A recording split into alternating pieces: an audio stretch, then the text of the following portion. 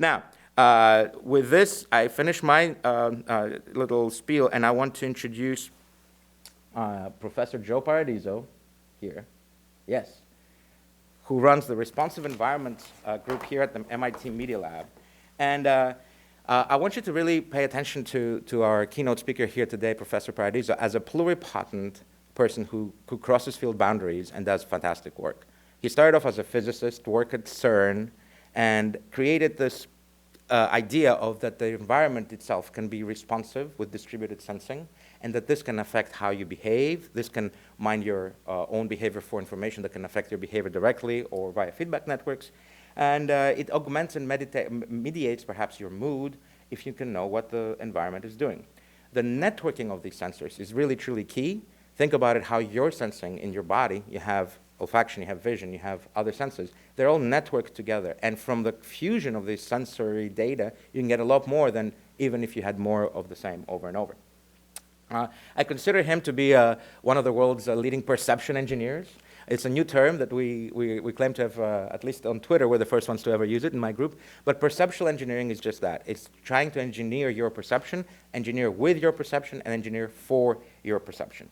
So with this, please help me welcome Professor Joe Paradiso and his responsive environments work that he will talk about today. Thank you. Thanks, everybody. Thanks again, Andreas. It's amazing that you were in that class. I didn't realize that you were there. Yeah, I'm thinking about teaching part 2. I ran out of time in that one, but we'll see. Anyway, I'm going to talk about I'll try to weave olfaction into most of what I'm saying. We don't really do olfaction. We're not a smell group. We're a sensors group. We're an IoT group. We look at how all this information comes up to people in different ways. And I think there's a tremendous frontier for olfaction on both avenues. We've explored a little bit, but I'm going to give a lot of suggestions, I think, as to where it can be leveraged in different ways. Starting at a high level, and I was thinking about this when I was preparing the talk. What really is olfaction? Andres and I talked about this a little bit earlier. It can mean a lot of things, and I think in a lot of the material and things that are going to be talked about, you'll explore lots of it. Is it really the nature of airborne molecules? Think in the pure sense, that's kind of what it is. But let's go beyond that, right? Other media, water. Does sharks smell? In some sense, they do. Is it taste? Is it smell? Are they both versions of the same thing? They kind of are. How about in a vacuum? I'll talk about that a little bit. We have a lot of space-based experiments we're doing now. And one of them, I actually would like to smell in a vacuum, because when you get micrometeorite impacts, you have a plume, a gas plume, a plasma plume. You could smell it. That intrigues me. And then you talked a little about the neural connection. There'll be a lot of that. That's so deep in smell. It's so fundamental. It's like seeing is not just pixels. We have so many things that we do down the visual pipeline as we process images. Smell is so deeply effective, so deeply affects memory, so deeply affects the brain. There's a whole symphony in a smell. It's not just a chemical compound, right? And people are starting to unpack that, unwind it, and explore it more. So that's a whole other thing, and one that's of real interest to us. And then there's olfactory output. And a lot of progress happens. I'm sure you'll talk about that here. I've been to smell museums. There's one in Linz, actually, in Austria, that I visited. And the amount of infrastructure it takes to purge the air for an audience and have smell choreographed with video. And, of course, there's no true basis for most of this. There kind of is, but does it always work? This is a question you guys could answer better than me. But they had probably 50 or 60 bottles of scent that they were pumping in and pumping out. So massive infrastructure. Smell-o-vision, I got a Holiday in Spain, right? That was the first Smell-o-vision movie, I think. It didn't come with any odor. It was a DVD. We don't have that at home yet. But in the theater, you would have different smells. Scratch and sniff we all know about. So large scale, it's complicated. Personal scent is coming, but it's a very limited palette. Leakage isolation. Although I was at a wearable conference just recently, it's amazing what people are doing with wearable scent integrated into things like glasses, but it's just starting. There's more to do. And of course, when we have AR and VR, different user interfaces, does dynamic scent play a role? You hear a bit more about that with Patty, who's done more work there. We've played with it, and I think that's a really exciting frontier. In a way, it's kind of key to the title of my talk. Hello. There we go. This work is, I'm going to go very, very quickly. There's not much time. I'm going to go quickly through a lot of projects in my group. I've got a great group of students from all over the world that come to work with me. So I'm fortunate to have them work hard. So the stuff you're about to see is really the product of a lot of hard work by this gifted crew that I'm fortunate to have here. The work in my group is across scales. So we look at sensing people, we look at with wearables, we look at sensing buildings and infrastructure, we look at landscapes more and more, and we've got projects in space. I'm going to give you kind of a quick taste across that very fast. And a little bit of bio. Usually I talk a bit more about this. It's not much time, but I've been building sensors for a long time. I even had a little sense of taste there. It was an electrochemical probe with a meter. That was me in middle school here at the Southern Junior High School in Somerville. I grew up actually right down the street. Southern is gone now, during the first space age. So I've been doing sensors for a while, and I love music, as Andrea said. I usually have a whole thing about how I build synthesizers and stuff. I'm not going to talk about that here. But again, music is audio affecting you like smell. For me, sound quality of a space is almost like a scent. And anybody who is deeply into music, we feel it that way. So I think the brain's leverage in this perception is really critical in the experience of being human. This is one of the first things that we did that looked at air quality. It's a wearable air quality monitor we built actually for the Italian energy company ENEL. They were refurbishing nuclear power plants in Europe that the Soviets had built, and they had construction crews working in these hazardous environments because of dust, volatiles, gases, welding, all these other things. So we built way back in, I don't know if there's a date here, but it's mid-2000s, 2012 we published it. It's a wearable sensor, has gas sensors of various sorts of volatiles. It's got an ozone sensor. It's got a particulate matter sensor. It's kind of a smoke alarm, very crude compared to what people do now. It's still not quite fully wearable, right, but people made enormous progress. And then we had base station units, and we put it on workers and try to get some idea of the dose they were accumulating already back then. So we're kind of smelling a few specific examples of hazardous things in the air. And this is a video that we made. We're looking at annotating the video with the sensor data. So you can see the plots below. You look at the volatiles and the ozone change the color from yellow to blue, and we measure height with the pressure sensor. If he's too high for a safety violation, we turn it red. We can focus on the workers. You can see one is more yellow, one is more blue. There's more volatiles in one case, more ozone in the other. You don't want a welder to go near a painter, right? So this is the kind of thing you want to flag. And we're trying to bring that scent of smell, for example, right, out in the video. This is something we're building now. It's a wearable system to really try to get some idea of the internal state of a user. So we have a set of glasses that don't necessarily focus out with sensing, they focus in. So we're trying to get some idea of cognitive load, for example. We have temperature sensors at the temple and at the nose. We can look at the difference. That has some indication for cognitive load. We look at how the head moves with IMUs. We look at eye dynamics with sensors. We combine all of that and build them right into the glasses. So it's a list of all the sensors. We can track people in a room if it has any infrastructure as well with it, so on and so forth. My students got really good at building electronics for this. They actually embedded in Shenzhen with a company that makes glasses to learn about how to do these things. And yeah, the data is looking good. We have some indication that we could get some idea of cognitive load. There are more tests that are happening now. But we decided to go further and add sensors for air quality onto it too. So you put them near where you breathe, right? And they're so small, these basic sensors. You can see the ones that we're adding here. We can just put them there and get some idea how that affects comfort. So we're looking at visualizations. The air quality, you can't see it as well here, but that's the smoke in the air. So that's the color of the smoke. The density of the smoke is the air quality. And the cognitive load is going to be reflected in the color of the brain. So we can kind of look at the data with visualization. I'll say a bit more about that in a minute. And we have apps that we're building to try to enable people to tag their comfort with the sensor values, so we can start to learn. And we're doing it all over. It's collaboration with University of Fribourg. I have a student in my group now, and we plan to run tests in different places around the world to get some idea of different settings, how people think about comfort versus how the glasses infer them with data. This is the spacecraft device. It was an IEEE Spectrum last December.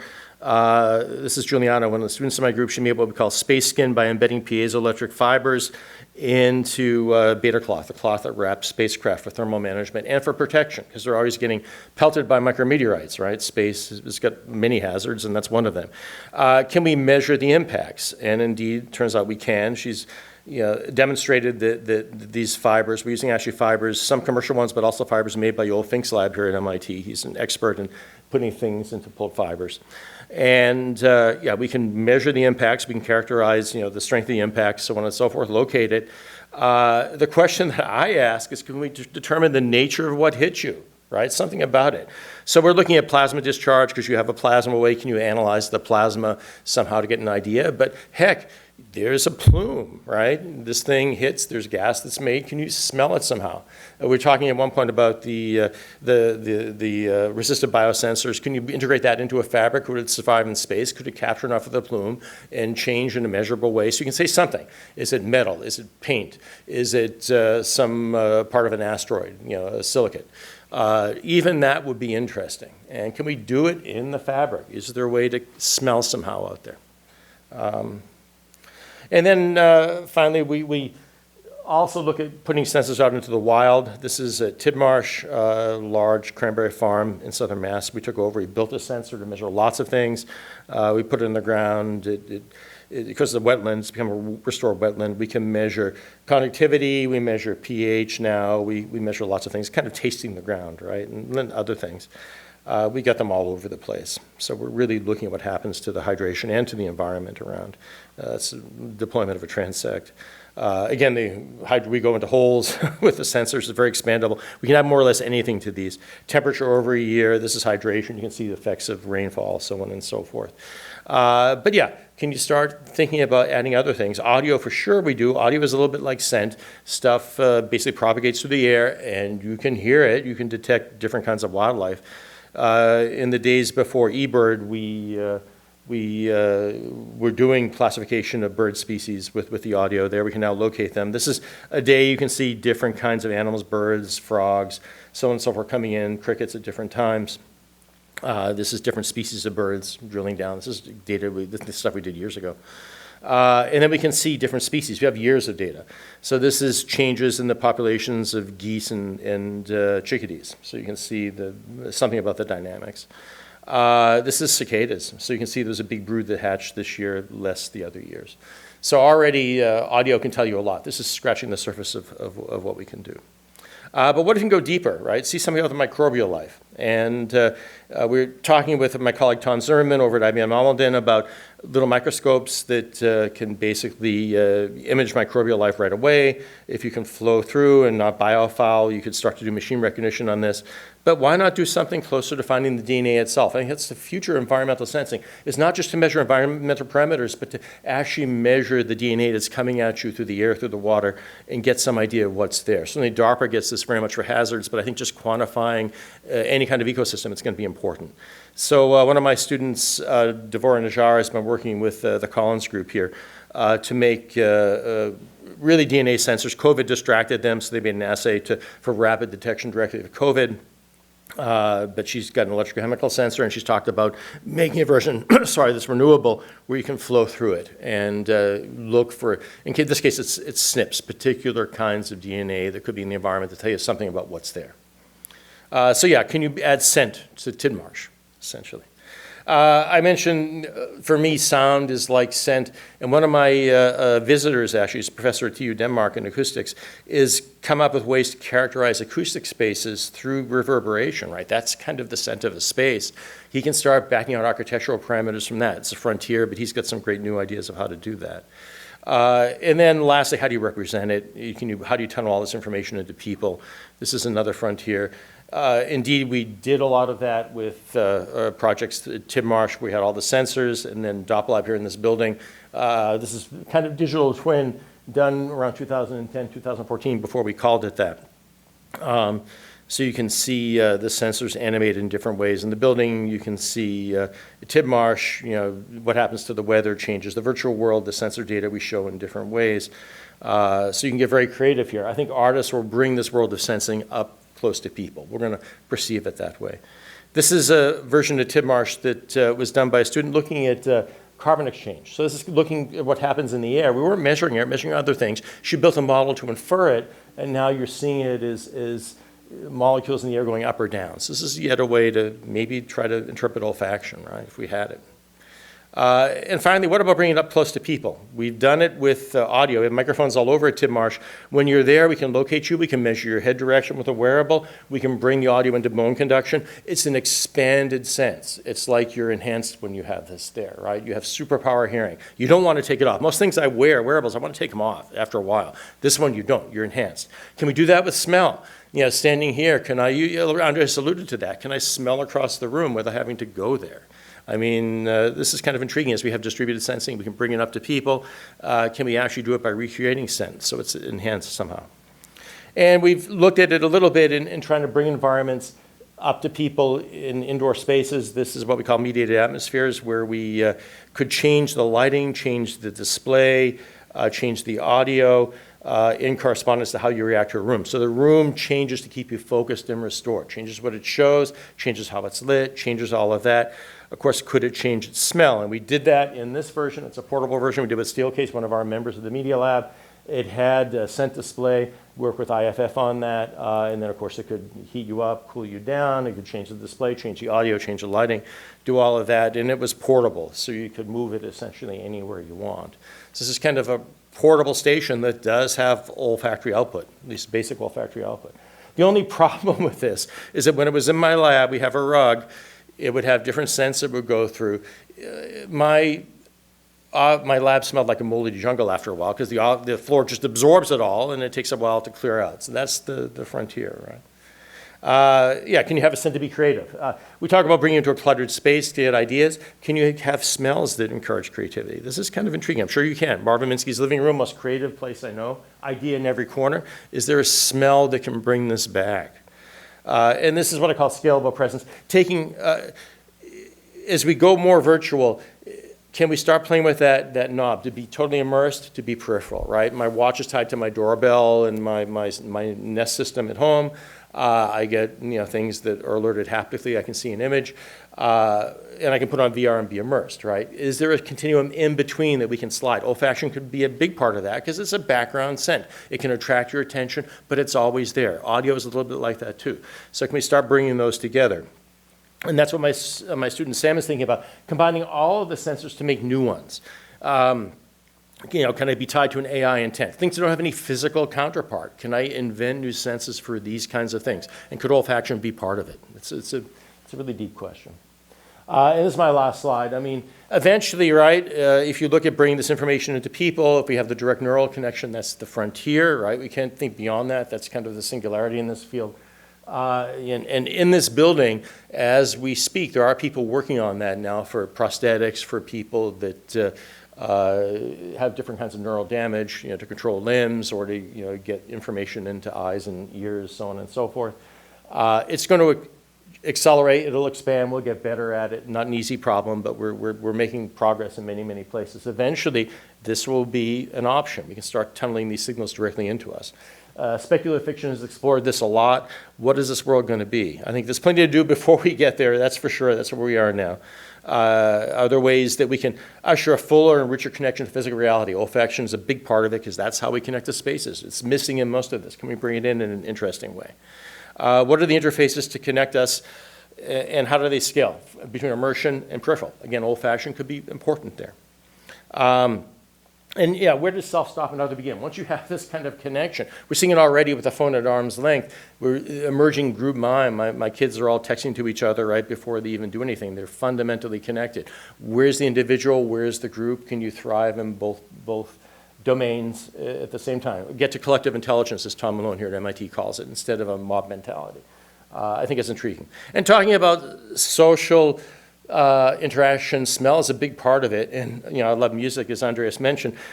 Right off the top of my head, I thought of two of my favorite albums, right? Motorcycle and The Lodge. Smell is on the title. Smell of a friend, smell, wearing your smell, right? And if I go to songs, they're all over the place. Human folklore with social interaction, smell is a big part of it. So yeah, as we become networked, this will be a part of it too, I'm sure. And what kind of new smells can we smell that we have never experienced before? This is intriguing. Thanks. Yes. Wonderful. Thank you so very much. So we have mics for the audience, or if you can drop your questions. Hello, mics on, please. For the speaker, I'll do the first question. Please activate these mics for the speakers. So, Joe, I wanted to ask, what is the biggest sort of opportunity and the most horrible challenge that you see when, let's say, the distributivity of these sensors starts including olfaction? Are you at all worried about the fact that it can be super scary for your privacy? For instance, you're walking by some sensor, you've equipped it with a smell device. Let's say somebody aggregates all these data, starts mining it, and they figure out there's a signature for some disease or something else, and now they can triangulate it back to you. Are you worried at all about that? It's not just smell. That's already that's happening. Matter of fact, I was just reading an article in the Times, an editorial from a bunch of COVID scientists that worked with Joe Biden in the beginning, and certainly we've done quite a bit to get past quarantine. We're so happy to have vaccines and things like that. But detection is the thing they were talking about, where we need to have the data from the PCR test immediately go to the government, blah, blah, blah, blah, blah. There's a reason for that. But look what's going on in China, for instance, where this is being used as an excuse to lock people down without any reason except maybe a political one. And that's the danger, in a way, that too much data does violate privacy, and you're right, although at a certain amount it's very important for public health. Where do we find that balance? So it's not already, even before we get to olfaction, we're getting to it now because of things we can measure. If you're measuring sewer data, it's a little bit anonymous until you have the sensor right in your own line. So that's looking at aggregates in buildings or in areas where you learn a lot from that. That's an early warning. That's so important. When we start being able to identify you with a kind of data that could be relevant, could be good for public safety, but on the other hand, it could be used to, clamp down on you without reason. That is not good, right? Do I smell like an insurgent? Right now, I'd be wearing the right T-shirt, but or may have a tattoo or something, or maybe use a few words. But yeah, could something in my smell say something that could be inferred with a neural network or a deep learning system to mean that I'm an undesirable? This is what we have to worry about going forward. And smell will be part of it, yeah. Yeah, definitely. And also, we know that dogs can tell intent. They can tell whether you're lying to them. Like, even if your body language is fine and you're smiling and your tone is okay, if you're trying to harm them or harm their owners, they can tell this, and we think it's via olfaction. So the same person might smell like a terrorist when they're angry, right, and like a saint when they're not. I guess it's the psychopaths that will pass these tests. They don't care. But I mean,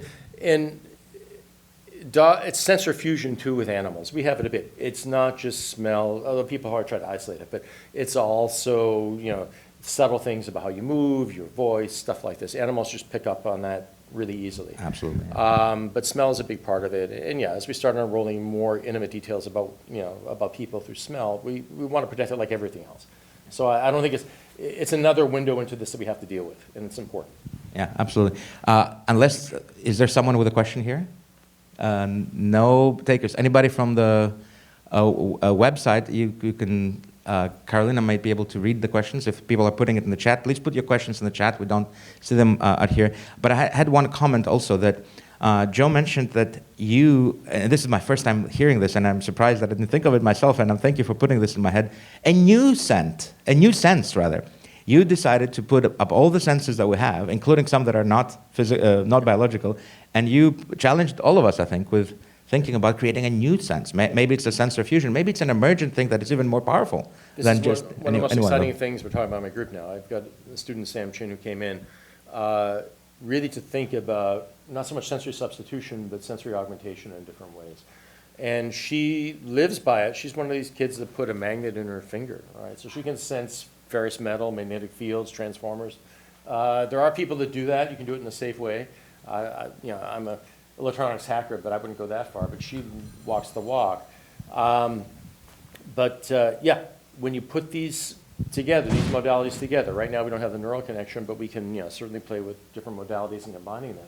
And then people plasticize and train on it. Can you think of a totally new sense to sense some parameter that is important, but we don't have it. And foreground, background too. Some things you want to pay attention to, the details like with vision, some things you just want to be aware of.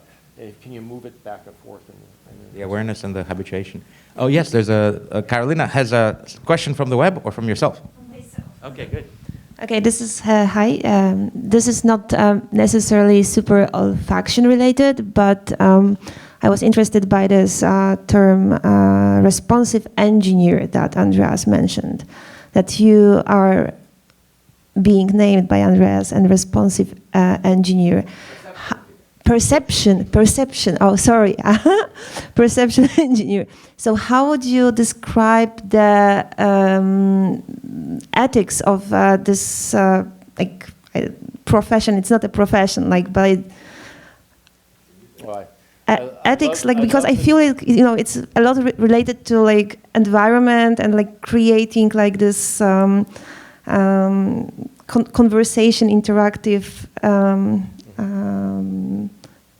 relation with the environment, and I think it's very highly ethically charged. I love the term. I've never heard it before. That's Andreas' term, but it's a great one. Responsive engineer is actually intriguing too, because that looks at the output channel as well. So we're a bit of both.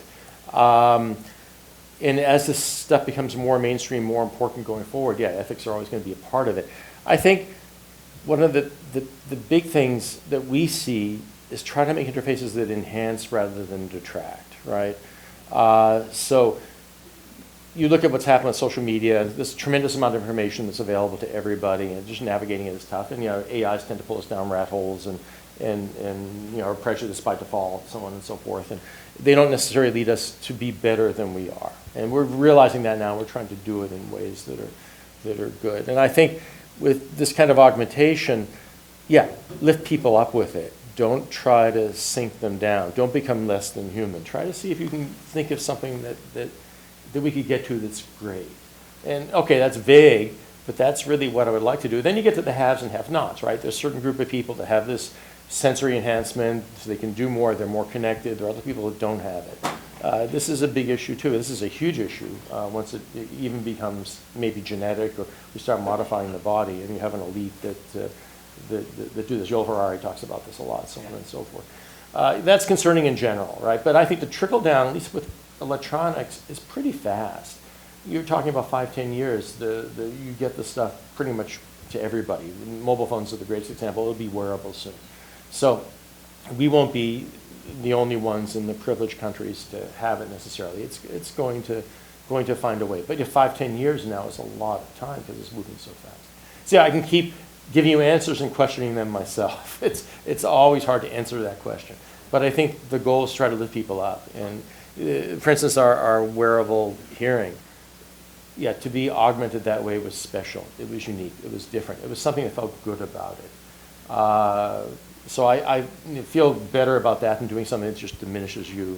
Although on the other hand, attention is fragmented. So I got a student looking at reduced attention devices where you're focusing somebody.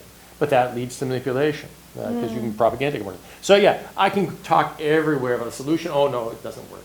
It's hard. It's tough.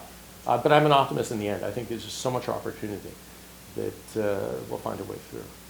Not going to be trivial. Thank you. Can I also challenge Joe with two more things? If I can have this mic on, that would be good. One is that we have Julia Newell here in the audience. Can you raise your hand? She has a startup for auditory augmentation for people who have, and maybe you can talk to Joe, and I wanted to make the connection. The other thing is that one of our co-organizers is Tara Scudder, who was born anosmic. And she has challenged me and the rest of this foundation of ours with a very direct idea. Fix this for me. Sure. Make me a sensor that I can either put in my head or, we were discussing this yesterday, she has this fantastic idea of narration of scent. With your devices, she can walk through a field and have in her ear a narration of these scents. So she starts connecting perhaps colors, perhaps other sensations, and perhaps that wakes her up, her olfactory apparatus.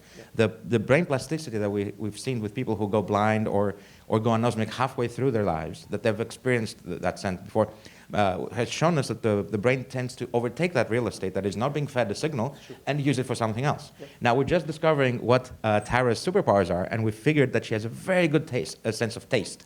Because flavor is mostly olfaction, she uses her tongue to understand the texture of things. So can we make her a sensor? Or if you cannot make her a sensor that goes into her head right now, can we use some of your distributed technology so she can walk through an environment that's sensitized or sensorized, and she can maybe experience some analog or some new sense that will fit in and take over some of the olfactory signal that she's not experiencing? That's an intriguing idea. For the new senses, we're kind of in that by default. But yeah, if you're looking at sensory substitution,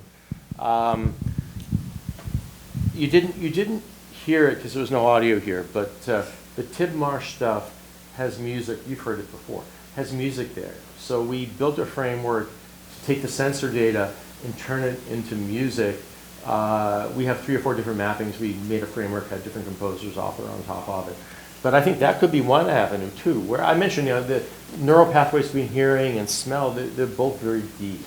And are there things you can start to hear from olfactory sensing that you could bring into the body through music, through audio? So that's probably how I would do it. You can certainly do it visually too, maybe, but it's very literal. You see something, could be a color, could be a haze, could be a bit of both. If it gets to be something text or reading, it's not precognitive. You're not going to have the same experience. But on the other hand, audio is precognitive, and I think that might be the natural route into it. It's really interesting because with my kind of hearing loss, I have a very rare form of hearing loss. And so I actually went undiagnosed for my first 10 years of life. And but even now, technology is not advanced enough to adequately meet my form of hearing loss. Okay. Whoops. Some audio issues. Go ahead. Feedback. Yeah, and I don't know if you know anything about hearing aids, but hearing aids actually, they are unlike glasses in the sense that they don't actually fix your hearing, they only amp up what you can hear. So as Tara was talking about the other day, her experience with the new pills that she was taking, I was thinking about if there was another way that maybe we could fix this problem for people with hearing loss. Maybe there's another way that we can hear. So, I mean, there's so many things that can happen, right? Even for music, some people just don't hear the intervals, whatever else, right? Some people are better at it. Some training can help, but there could be some neural thing that happens. What happens in the brain is harder to fix unless you go through a totally different pathway and go synesthetic. That's another possibility. On the other hand, cochlear implants get better and better. So, and maybe we can start going to the auditory cortex as opposed to just the nerves in the cochlea. Eventually that may become better, or maybe even a new kind of hearing that we can't even think about yet. Right? That's the intriguing thing. We're going a little further now. But yeah, hearing aids, they also get more cognitive. Dan Gager, I had a picture of him in one of the slides. He's one of Bose's lead scientists. And he actually, he's coming to my group as an affiliate. Bose is an amazing audio guy. If any of you want to hang out with Dan, And he lives with the devices he makes. He's older. I think he has some hearing issues, but he has a beamformer that only looks straight ahead, and he wears it at tables because of cocktail. You sit down with Dan at a table full of people, he's got this earbuds on, but yeah, he's got it set so it's only looking straight ahead. Dan made it for himself. So you can start to play with processing microphones to at least get rid of background, to focus on people, maybe enhance the audio, because now with neural architectures you can understand it, and not just make it text, but make it sound clearer, right? So we're on the verge of all of that. But to get past that, get into the brain more deeply, that's deeper research, but it's happening too. So I think you go both fronts. yeah, very, very interesting. Something that I've noticed in my experience, just having hearing loss is, I haven't been involved in any of this, but just living, I've noticed that I have been able to very quickly adapt to my circumstances, and even though I might have hearing loss, I've been able to develop other kinds of skills that I feel are necessary. So what that means for the senses, we will see. Yeah. I think people are just wonderful at adapting. Within certain limits, they still adapt. But yeah, if you have a zone where you can play in other ways, it's remarkable what people can do. But yeah, can technology help them? And yeah, Hearing aids have a long way to go, and I think they're making progress, so we'll see what happens there. But beyond that, just different ways of getting information into the body. We're at the edge of that too, and that's going to happen. For sure, it could be instrumental. Yeah. You know, I've been getting tinnitus the last, I don't know if it's because I go to too many loud concerts. I think it's because I took cold medication. It was after I took the cold medication, NyQuil, I woke up with tinnitus and never quite went away. And I've heard this is common, actually. Okay, no You more have to be very careful about it. So I'm hearing always this 9 kilohertz, and it's irritating as hell, but I've learned to ignore it. Only way you can, it's in the brain somewhere, probably not the ear. You've got to learn to ignore it. And I have, but maybe, yeah. The cure for tinnitus is the huge money-making thing, and all kinds of fake snake oil things about it. Eventually we'll figure out how to fix that one, and I'm game. I'm totally game. Okay, I think we can try something. Okay. Are there But any yeah. other questions? Yes, Dimitri, take the. Hi, thank you. Great presentation. I am actually looking at the albums, the LPs you have up there. And the question I have is whether or not the sense of smell and the sense of the sound and hearing are more related than other senses we have. I mean, it seems to me that the smell and the sound are more interrelated than the sense of touch. Is there perhaps a more connectivity because in some of the senses that we have, especially sound and smell? It's a great point, and I think you'd have to talk to evolutionary neurologists if they exist, for people to really look at how these things develop. I mean, smell has got immediate flight or, flight or, what is it, threat or flight or, I can't remember the word. But, yeah, fight or flight, that's it. It's got real connotations. Yeah, I do a lot of electronics. I still build electronics. Ever since I made a kid, I've been building electronics. I still do stuff with my synthesizer, and even in the group projects, I sometimes get my hands in there. I have this alarm that comes when I have the smell of resistor burning. It's just boom. I wake up because something's going to blow on my board, right? If I smell anything like that, immediately I go out. Now, smell of smoke, yeah, it depends. It could be smoke outside, could be blah, blah, blah. But the smell of resistor burning, boom, I'm totally there. So yeah, you smell things that are good, flower smells, whatever else, a nice environment. We've learned to like those because those are good for us in other ways. So I think, it's so primal that it's just hardwired into our, you could call it the reptilian brain, whatever it is, right? I don't know what, but evolutionary, that goes way, way back.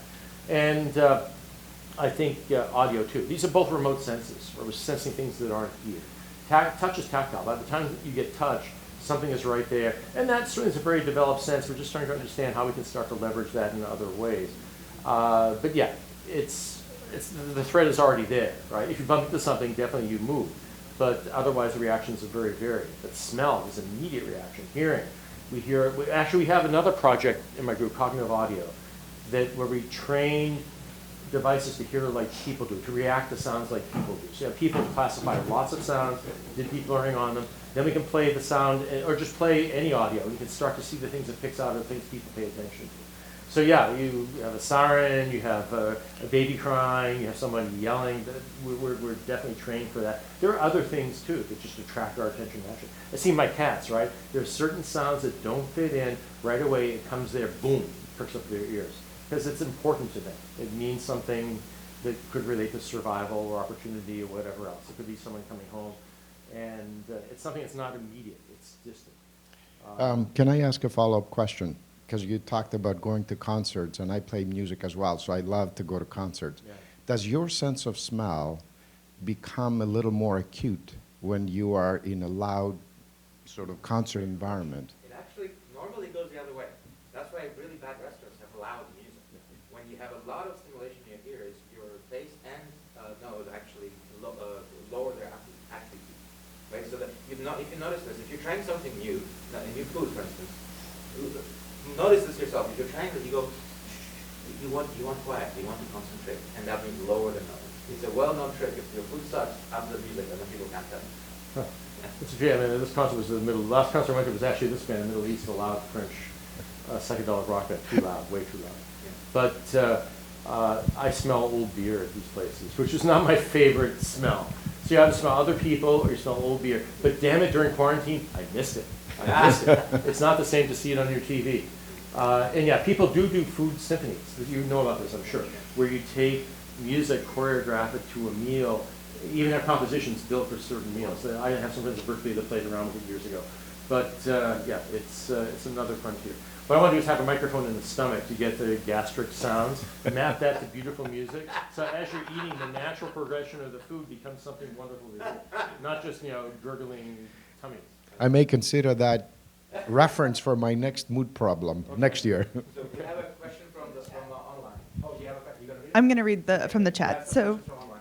from Lucas Lopez, we have a question. You mentioned that recreating smells was challenging because of contamination in the environment.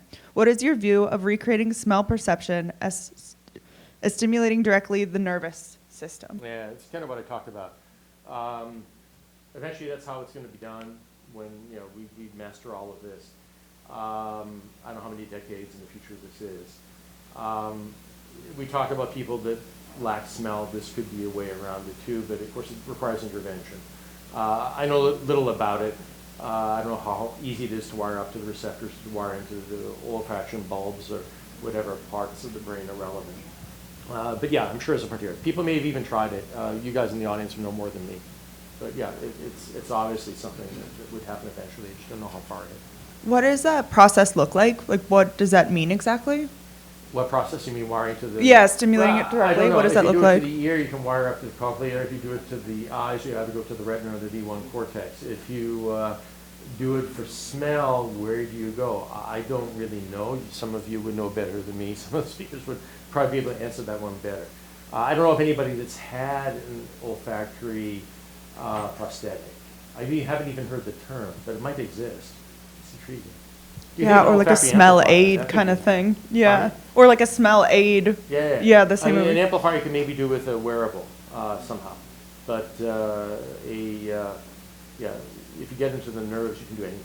But it's just a technology that emerges. Again, for people that have trouble. Normally, prosthetics where you're paralyzed, that's advanced enormously. Will be breakthroughs happening imminently in that. And for hearing already, it's still got a long ways to go, but it's gone pretty far. Vision, we're just starting to see. Smell will come. Thank you so much.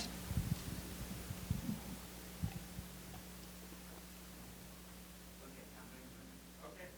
So for the next speaker, sorry. Good. So I should wrap up here? Let's thank our speaker again. Thank you. Thank you so very much. Thank you, Andres. It was a pleasure. Stephen